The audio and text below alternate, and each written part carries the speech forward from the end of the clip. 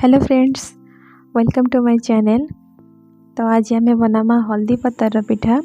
तो ये लगे आम ए नेमा नड़िया और नड़िया के ग्राइंडिंग करदमा। एबे ग्राइंडिंग हो गला न नड़ियाटा। तो ये आम ए मिसामा किसी चीनी आपड़ चाहे ये गुड़ भी मिसई पारे। तो ये मुझे चीनी सागर किसी इलायची पाउडर भी एबे मिसई दौचे।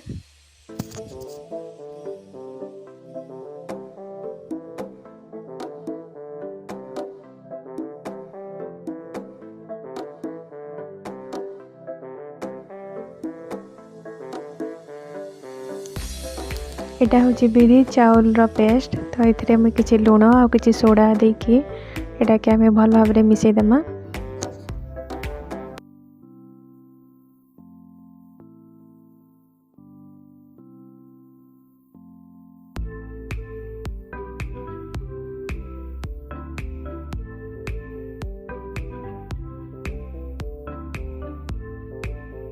देखो तार थिकनेस टाइप के ही रहा कथा।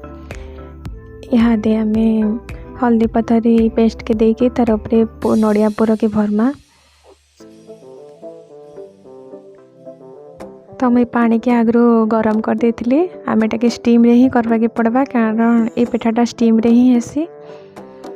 तो देखो ने बेटा पूरा स्टीम रे होचे आटा पिठा के दे दी कि आम ऊपर ढांकी दमा। स्टीम हैला पर एटा देखो नेटा हे गला न।